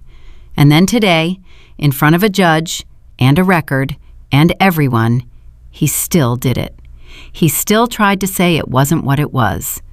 "That is who he is," Terrence said. "I know," she said. "I know. But there is something about hearing it the last time, in public, where it didn't work. There's something about that." She looked out the window. "I just wanted to say it to someone." "I heard it," Theron said. She nodded. The car pulled into the hospital drive. Jillian was waiting at the side entrance with a hospital administrator and a woman from the administrative team. And the moment Celeste stepped out of the car, Jillian's professional composure slipped just enough for a person who knew what to look for to see the relief in her face. "Everything is in order," Jillian said, falling into step beside Celeste. "The paperwork came through 17 minutes ago. I had the room ready at 9 this morning, just in case." She paused. "Just in case it went the way I hoped it would go." "Thank you," Celeste said, "for everything, every day." Jillian said, "I was just doing my job." "No," Celeste said quietly, "you were doing more than that, and you know it." They walked the hall. Celeste knew it now. Every turn, every doorway, the particular smell and sound of this corridor that she had walked in the dark at 6 in the morning with her hand on the wall. She walked it now in full daylight, in the middle of the morning, with a custody order and a future, and her name fully restored to her by a judge on a public record. She stopped at the window first. Same window. Finnegan was awake this time. Both of them were awake. Rosalie was on her side again, and she found Celeste's face through the glass within seconds, those dark, watchful eyes landing and holding. It was the first full laugh she had produced in longer than she could remember. Real, unguarded, caught completely off guard by a baby with his fist in the air and a serious expression. And the laugh surprised her so completely that her hand went to her mouth and her eyes filled and she was laughing and crying at the same time, which was undignified and absolutely correct. Theron stood beside her at the window and looked at his children. He did not say anything. He did not need to say anything. Jillian opened the door and Celeste walked in. Rosalie's eyes tracked her across the room without stopping. Finnegan lowered his fist and turned his head toward the sound of her footsteps with an expression of extreme focus, as if making a very important filing decision about who this person was. Celeste reached into the crib and picked up her daughter. Rosalie's weight in her arms was the most concrete thing she had ever felt. Small and warm and specific and present in a way that nothing else in the last 11 days, not the plan, not the evidence, not the courtroom, not the ruling, had been. Everything up to this moment had been preparation. This was the thing itself. She held Rosalie against her chest and said nothing because no language was adequate. She just held her and breathed and felt the baby breathe back, a small, synchronized rhythm. And somewhere in that rhythm, the last thing that had been braced inside Celeste Morrow finally, fully, let go. Theron came in quietly and went to Finnegan's crib and stood looking at his son for a moment. This serious, fist-raising, independent-looking person who was 11 days old and already seemed like he was going to be a lot. And then he reached down with one large hand, and Finnegan grabbed his finger with the automatic grip of a newborn and did not let go. Theron looked at Celeste. She was looking at him. There was a whole conversation in that look. Not a simple one, not a neat one. Everything between them was complicated and would remain complicated, and they both knew this, and neither of them was pretending otherwise. But in this room, right now, with these two children between them, there was also something that was not complicated at all. Jillian quietly stepped out. Outside in the hallway, she leaned against the wall and allowed herself one long exhale. Then she straightened up, smoothed her scrubs, and went back to work. 3 floors below, in the hospital lobby, Bradley Whitmore sat in a chair he had found near the entrance. Gerald Foss had dropped him off here, at his own request, because he'd needed a moment before getting back in the car. He sat with his hands on his knees and the quiet of the lobby around him, and he thought about the morning, about the recording playing through the speakers, about Judge Hartwell's voice saying, out of context, back at him like a mirror held up at the wrong angle, about Celeste walking into that courtroom. He had not known she could be that. He had spent 3 years convincing himself she was something smaller. That was the thing that was sitting with him now, in this lobby chair, in a hospital that contained his legal defeat and his biological non-children, and a man whose name he had not known 3 days ago, and who had methodically, surgically, without raising his voice once, taken everything. She had always been that. He just hadn't let himself see it. His phone buzzed, a message from Paige. It read, "How did it go?" Not a question, a statement with a period. The punctuation of someone who already knows the answer, but cannot quite bring herself to just wait for it. He stared at the message for a long time. Then he put the phone in his pocket without responding, stood up, and walked out of the hospital into the mid-morning, where the world was proceeding normally, entirely unconcerned with what had just happened to him. He had a 30-day notice on a house. He had a DA referral hanging over his name.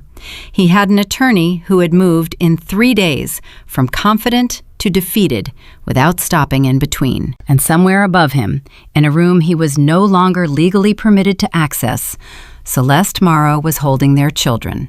Her children, the court had said, her children. And whatever she was feeling in that room, it was the opposite of what he was feeling in this parking lot. He had thought he was the one writing this story. He walked to his car, he got in, he sat for a moment, hands on the wheel, and looked at the windshield, which showed him nothing except the concrete of the parking structure and the flat gray light coming from the entrance. Then, because there was nothing else to do, he started the car and drove. Bradley drove for 40 minutes without a destination. That was the truth of it. He just drove. Through streets he knew and streets he didn't. Through intersections where the light turned red and he stopped, and green and he moved. operating on reflex while his mind stayed in that courtroom, replaying the gavel, replaying Judge Hartwell's voice, replaying the way Celeste had walked through those doors, and the room had changed around her like weather changing, like the air itself had recognized someone it had been waiting for. He had been so certain. That was what kept surfacing. The certainty he had carried for 3 years, the absolute conviction that he was the one who held the real power in every room he entered. He had built his entire life on that conviction. His career, his marriage, his arrangement with Paige, his plan for what came after. All of it constructed on the foundation of one belief, that the people around him were manageable. That Celeste, especially, was manageable. He had managed her for 3 years, or he had believed he was managing her. What he understood now, in a rental car going nowhere, was that she had been watching him manage her, documenting every move, building a case with the patience of someone who understood that timing was everything. She had let him believe he was winning, for months, maybe longer. She had performed the role of the diminished wife with enough consistency and enough apparent sincerity that he had never once stopped to ask himself whether a performance was what it was. That was what he could not get past. Not the loss, not the DA referral, not the financial forensics that were going to be extremely unpleasant. It was the realization that Celeste had outplayed him, completely, from inside a position that he had constructed to keep her weak. She had taken the cage he built her and turned it into a strategy, and she had done it quietly and alone and without ever once letting him see her doing it. His phone buzzed again. Paige. He turned the phone face down on the passenger seat. He drove. The house he pulled up to 40 minutes later was not the marital residence. It was his brother's place, 20 minutes outside the city, a modest split level in a neighborhood with sidewalks and basketball hoops, and the general feeling of a life that was small in all the ways Bradley had spent his whole adult life trying not to be. His brother's name was Aaron. Aaron Whitmore was 3 years older, quieter, a high school history teacher who had married his college girlfriend, owned one reliable car, and had never once, in Bradley's estimation, understood what ambition felt like. They did not have a warm relationship. They had a functional one, the kind brothers sometimes settle into when one of them has decided the other is a cautionary tale. Bradley sat outside Aaron's house for 5 minutes before getting out of the car. Aaron answered the door in a flannel shirt, grading papers, and looked at his brother's face and said nothing for a moment. Then he stepped back and opened the door wider. Bradley came in. They sat at the kitchen table. Aaron made coffee without asking. He set a mug in front of Bradley and sat down across from him and waited, which was something Aaron was genuinely good at. Waiting without filling the space, without rushing the person toward whatever they needed to say. Bradley wrapped both hands around the mug. "I lost everything today," he said. Aaron looked at him. "Not the job," Bradley said. "Not yet. Maybe eventually, but the children, the house, the money is frozen pending review." He stopped. "Celeste is alive." Aaron set down his own mug very carefully. "What?" he said. "She didn't die," Bradley said.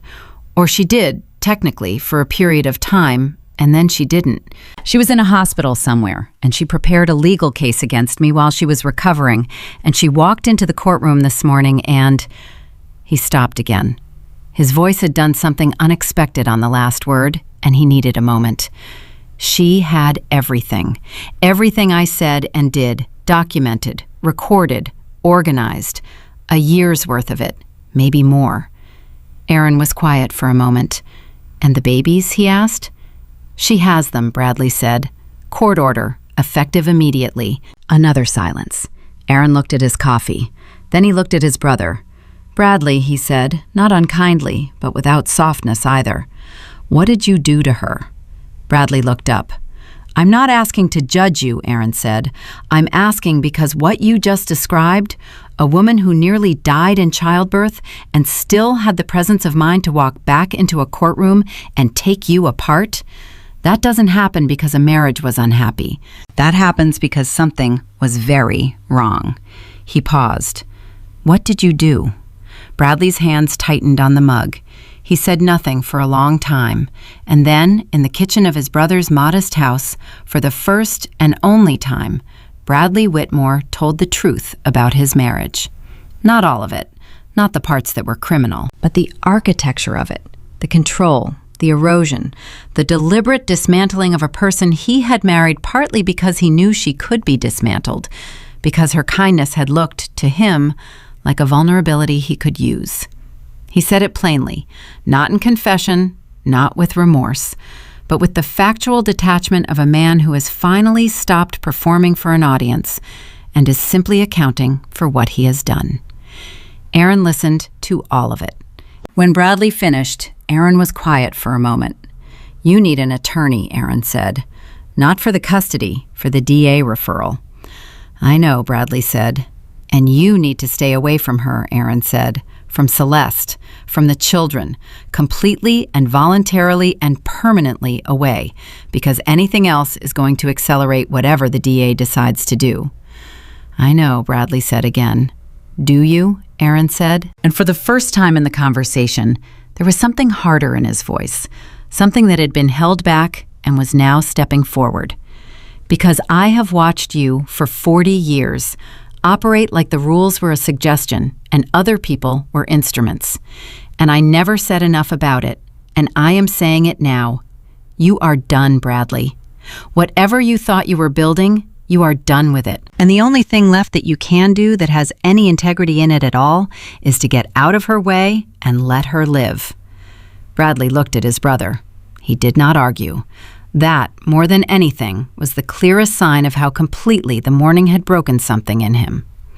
While Bradley sat in his brother's kitchen being told the truth by the one person in his life who had earned the right to tell it, across the city, a different kind of conversation was happening. Vera Okafor was in her office and she was on the phone, and the person on the other end was a senior investigator from the district attorney's office named Philip Strand, who had called her at 2 p.m, less than 3 hours after Judge Hartwell had made her referral from the bench. 3 hours. That was how long it had taken.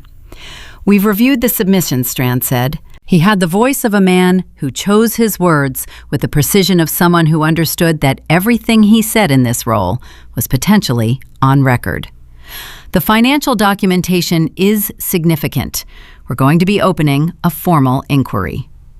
Vera had expected this. She had prepared for it, but hearing it stated plainly still made something in her chest tighten with the specific satisfaction of work done right.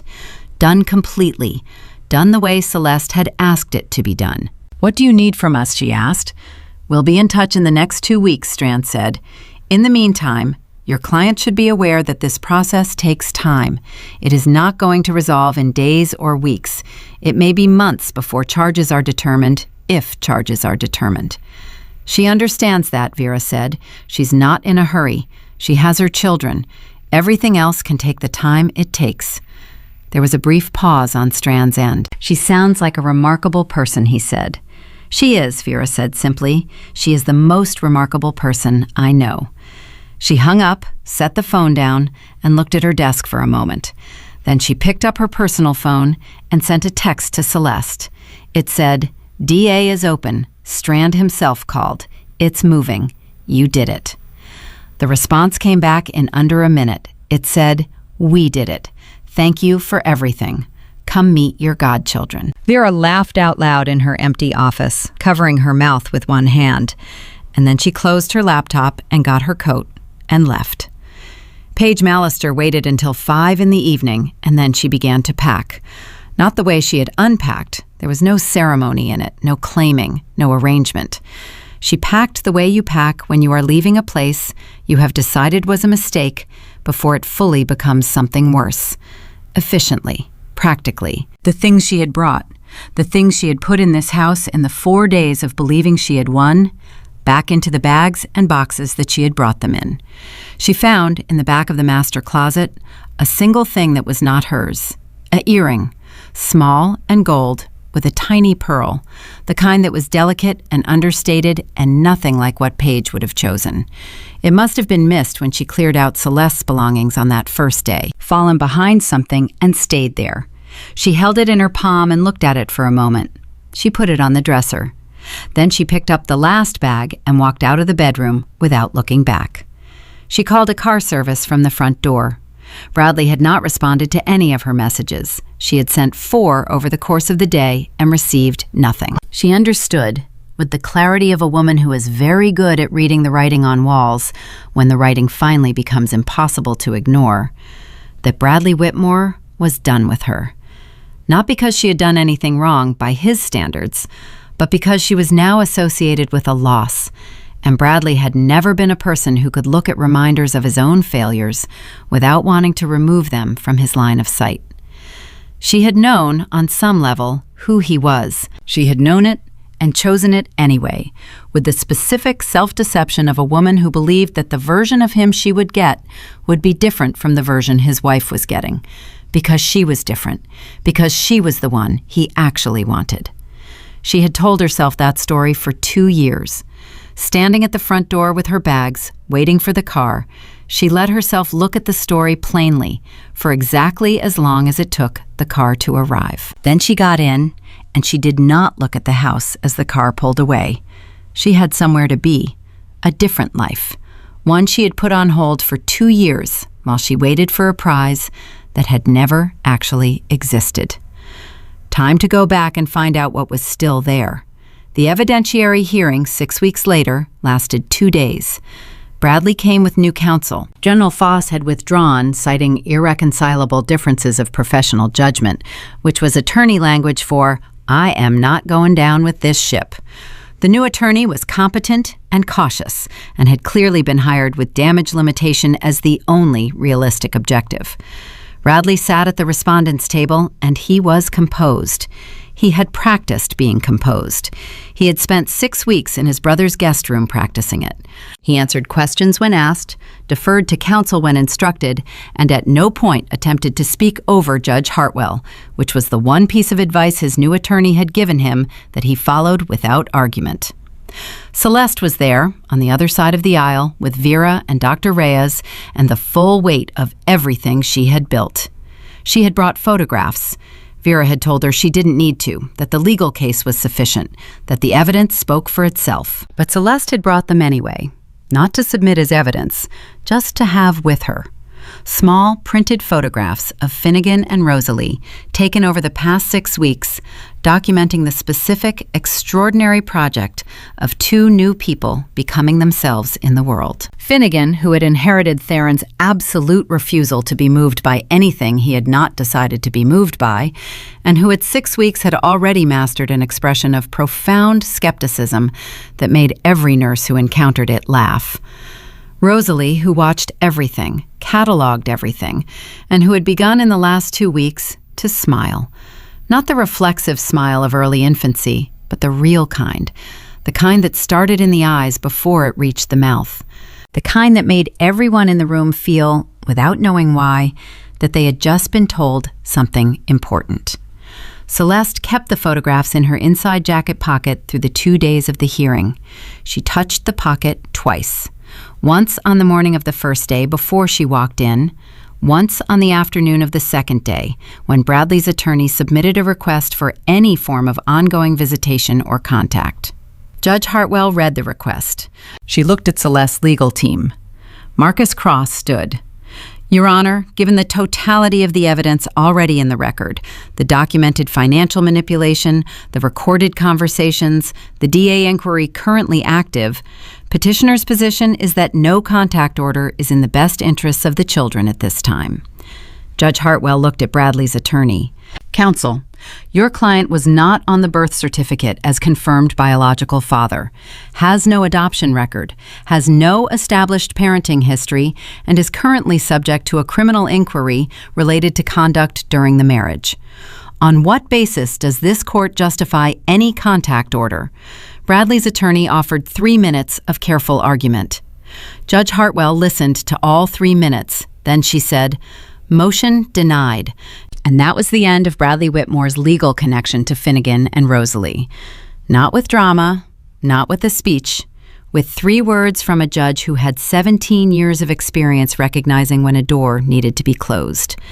Bradley sat very still when the motion was denied. His hands were flat on the table. He did not speak. He did not look at Celeste. Outside the courtroom, 20 minutes later, as people were dispersing into the hallway, Bradley walked past Celeste. Their attorneys were ahead of them, engaged in the procedural exchange of paperwork and timelines. And for a brief moment, Bradley and Celeste were simply 2 people in a hallway, 4 feet apart, with no legal proceedings happening between them. Bradley stopped. Celeste stopped. He looked at her. And what was on his face in that moment was not rage and not contempt and not the performance of dignity he had been maintaining for 2 days. It was something more naked than any of that, something she had never seen on him before. He opened his mouth, and for a moment, nothing came out. Then he said, "I didn't think you had it in you." She looked at him for exactly as long as it took to understand that he meant it as a compliment, as the only form of respect he was capable of extending. That for Bradley Whitmore, acknowledging that someone had outmaneuvered him was the closest he could come to an apology. She looked at him for 1 moment longer. Then she said, "I know," and she walked away. She did not look back. The house came 3 weeks later, not the marital residence. That property remained in forensic review, likely to be tied up in legal proceedings for months. The house Celeste moved into was one she had found herself in the weeks of recovery while she planned and waited and held her children in a hospital room and looked at property listings on her phone at 2 in the morning, the way some people look at pictures of places they will never go but find comforting anyway. It was a real house, a house with a yard and a kitchen table with room for more than 2 people, and a room for Finnegan, and a room for Rosalie, and a guest room for Dorothea, who had announced, without being asked, that she intended to be present for the first year at minimum, and that anyone who had an opinion about this was welcome to keep it to themselves. Dorothea arrived on moving day with 3 casseroles, a large box of baby supplies, and the specific energy of a woman who has been through the worst thing and has come out of it with the understanding that time is not something to be casual about. She walked through every room. She stood in the nursery for a long moment, looking at the 2 small cribs. Then she turned to Celeste and said, "She would be proud of you. You know that." Celeste said, "She is me, Mom. She never left." Dorothea put her arms around her daughter and held on. Theron came that evening. He came the way he always came now, with notice, with respect for the boundaries Celeste had drawn as she rebuilt herself, present when she wanted him there, and absent when she needed the space to figure out who she was in this new version of her life. Their relationship was not defined and not rushed and not performed. It was honest in the way that things between adults can be, when both people have been through enough to understand that pretending is a waste of the limited time everyone has. He brought dinner. He sat at the table while Celeste fed Rosalie and Dorothea held Finnegan, and the kitchen was loud and ordinary and warm.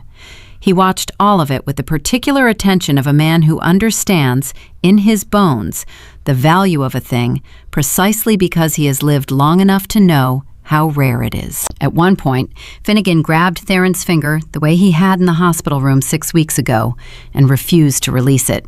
And Theron looked down at his son's face, and something moved across his own face that was so unguarded and so complete that Dorothea, watching from across the table, had to look away because it felt too private to witness. After dinner, after Dorothea had gone to her room and both babies were settled, Celeste and Theron sat at the kitchen table with the quiet of a house that was beginning to feel like a home, which is a specific and irreplaceable quality that has nothing to do with furniture or square footage and everything to do with who is in it. The DA called Vera today, Celeste said. They're moving to formal charges: financial fraud, coercive control. Strand said the recording alone is going to be significant. Theron nodded. He had known. He always knew things before she told him, because his people moved through information the way fish move through water. But he had learned, with Celeste, to let her tell him things in her own time. "Does it feel like enough?" he asked. She considered the question seriously, which he appreciated. She never answered him the fast way. "It feels like justice," she said finally. "I don't know if that's the same as enough, but it feels like the thing that was supposed to happen is happening. It feels like the world is correcting." She paused. "I spent 3 years feeling like the world had gotten something wrong, and nobody was going to fix it. And now, it's being fixed. By a judge, by a DA, by a court record that is going to exist permanently." She looked at the table. "That matters to me. Not the revenge part, the record part. The part where it is true, officially and publicly, what he did. Because he spent 3 years telling me I was imagining it." "You weren't imagining it," Theron said. "I know," she said. "I always knew. But there's a difference between knowing and having it confirmed, between carrying a truth alone and having a judge read it into a record in front of everyone." He was quiet for a moment. Then he said, "What do you need? Not legally, not practically. What do you actually need going forward?" She looked at him. "Time," she said. "Time to be their mother. Time to figure out who I am when I'm not surviving something." She paused. "Time to learn what it feels like to have a normal morning. Breakfast and sunlight and nobody calculating anything." "You can have that," he said. "I know," she said. "That's the part I'm still getting used to, knowing I can just have things without paying a price for them that I didn't agree to." He reached across the table and put his hand over hers. Not romantic, not possessive, just present. The hand of a person who is saying, without words, "I am here and I will stay here for as long as you want me, and I am not asking for anything you are not ready to give." She turned her hand over and held his. They stayed like that for a while, in the quiet kitchen of the house that was becoming home, with 2 sleeping children down the hall and a future that was unscripted for the first time in years, and the extraordinary, ordinary miracle of a night that was simply and completely safe. 6 months after the courtroom, Bradley Whitmore was charged with financial fraud and coercive control. The charges carried potential sentences that his new attorney described privately as serious. The trial would take time. Everything takes time. But the charges existed, on paper, in the permanent record, with his name attached to them in ink that would not wash out. 6 months after the courtroom, Paige Mallister had moved to another city, started a different job, and had not spoken to Bradley since the day she packed her bags. She had sent him one final text 3 weeks after the hearing. It said, "I hope you figure out what you actually are before it's too late." He had not responded. She had not expected him to. 6 months after the courtroom, Finnegan had learned to roll over and treated this development as his greatest personal achievement to date, which, given the competition, included being born during a crisis and surviving 11 days in the NICU, seemed like a reasonable priority reordering. Rosalie had learned to laugh, a genuine, whole-body laugh that started somewhere in her middle and came out surprising everyone in the room every time, including herself. 6 months after the courtroom, Celeste Morrow sat at the kitchen table on a Tuesday morning that was not remarkable in any way. No court dates, no filings, no emergencies, just a regular Tuesday with coffee and 2 babies, and her mother eating toast across the table and sunlight coming through the kitchen window. And she felt something she had not felt in so long that for a moment she did not immediately recognize it. She sat with it, turning it over. It was peace, real, unguarded, unearned by performance peace, the kind that lives in a body instead of being manufactured by one, the kind that doesn't require maintenance or vigilance or the constant monitoring of someone else's mood. She picked up her coffee. She looked at her children. She had died, technically, for 4 minutes and 23 seconds. And she had come back. And everything she had come back for was exactly here, in this kitchen, on this Tuesday morning, in this life that she had not inherited or been given, but had fought for, planned for, nearly died for, and ultimately, completely, won. She had been underestimated. It was the last mistake Bradley Whitmore ever made. And it was the best thing that ever happened to her.